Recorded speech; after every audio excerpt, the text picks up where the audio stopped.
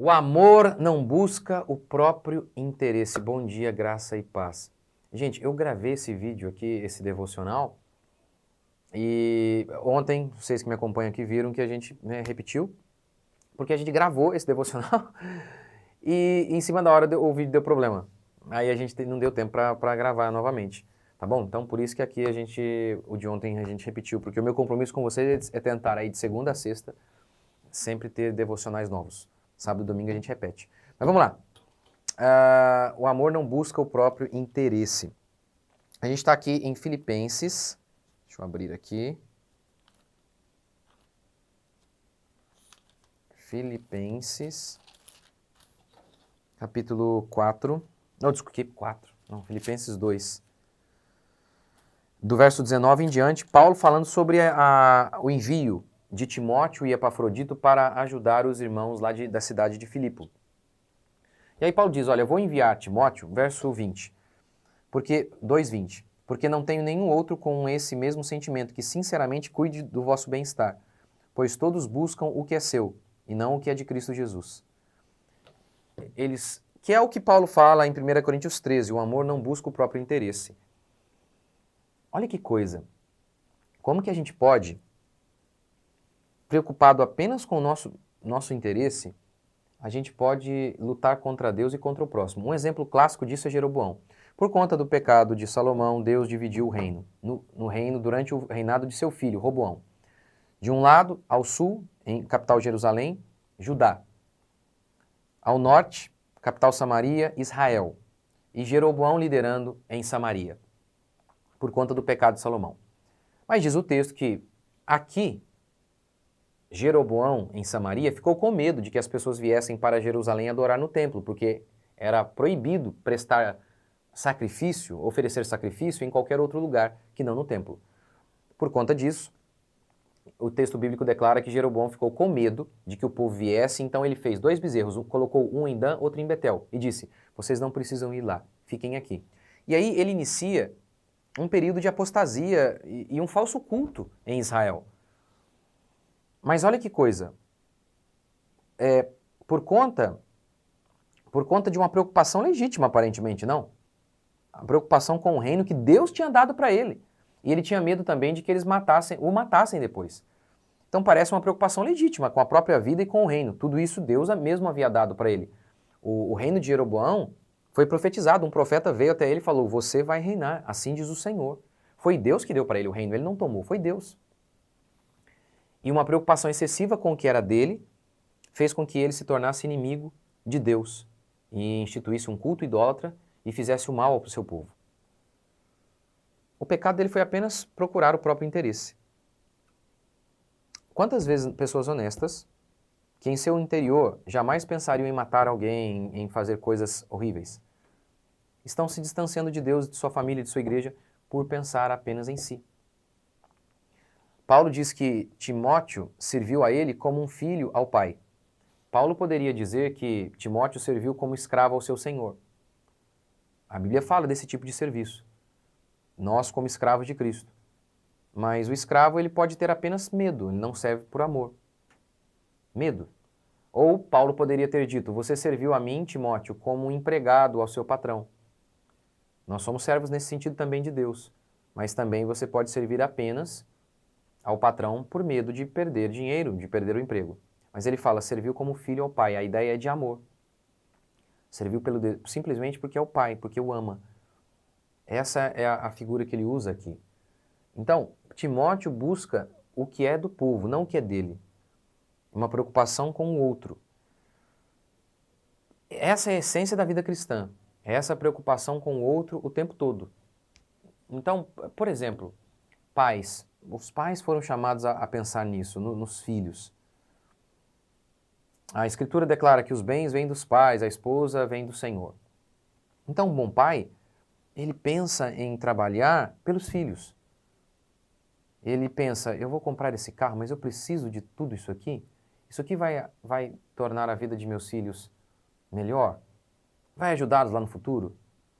Muitos pais não pensam, pensam apenas neles mesmos, apenas no momento.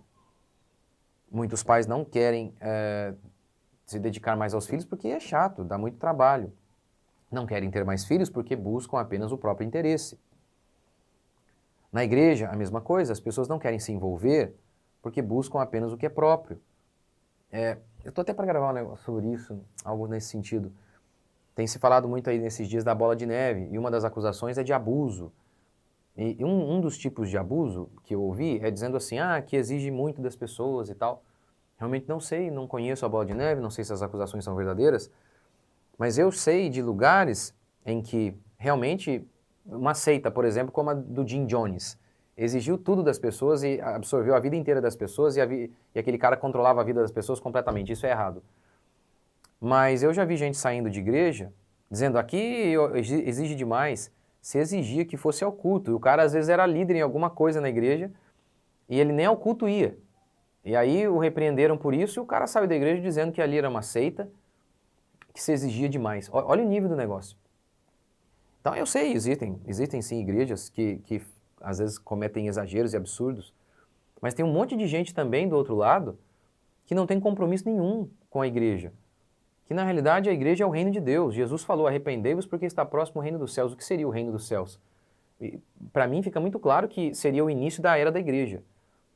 O Espírito Santo desce e se inicia ali de fato a era da igreja.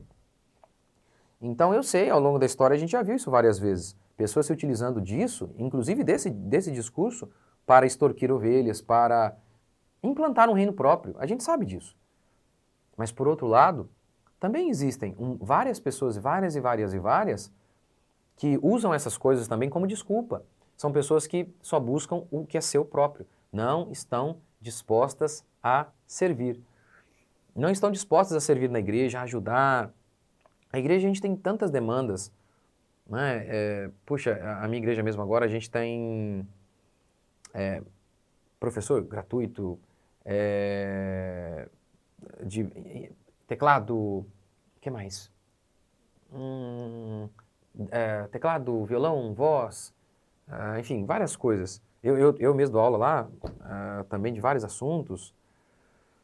E assim, eu na minha igreja, eu simplesmente falo, vamos fazer? E às vezes muitas pessoas não querem, eu nunca fiquei reclamando, eu fiquei pressionando, eu vou lá e faço e aquilo que eu acredito ser o certo, quem não quiser, o problema é deles. Mas é fato que muitas vezes as pessoas não se envolvem porque buscam apenas o que é seu próprio. Não estão preocupados em ajudar outras pessoas, em servir outras pessoas. Isso é fato. Isso é fato.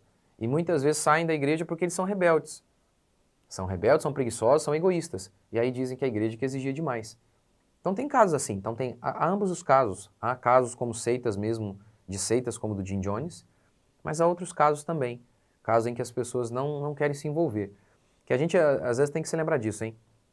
É muito comum se falar mal de liderança da igreja. Faz parte, tudo bem. Tem que se expor mesmo aquilo que é errado. Mas a gente vê na Bíblia também, a crítica é para ambos. A gente não vê essa balança pendendo apenas para a liderança, não. Na Bíblia, a gente nota há uma crítica para ambos. E às vezes, em algumas oportunidades, a gente vê que a liderança era boa e o povo que não prestava. Por exemplo, com Moisés. Várias e várias vezes o povo foi taxado por rebelde e a liderança era boa. Por exemplo, a Bíblia fala de Datã, Coré e Abirão, que instigaram lá uma rebelião. E aí eram várias pessoas dizendo. Porque às vezes a gente pensa isso, tem várias pessoas dizendo algo. Tá, pode ser verdade.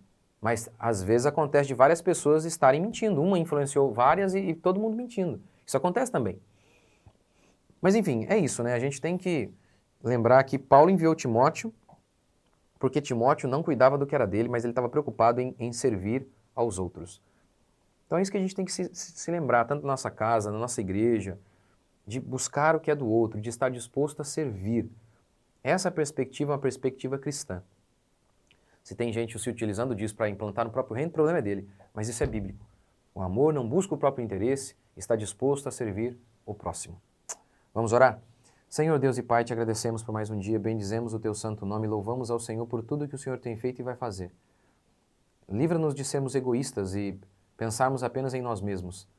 Ajude-nos, ó Pai, leva-nos o Senhor ao genuíno arrependimento e nos transforma a cada dia. Que a graça do Senhor seja conosco, que a tua mão poderosa seja conosco, que o teu Espírito Santo seja conosco. Nós precisamos do Senhor, ó Pai, a cada dia.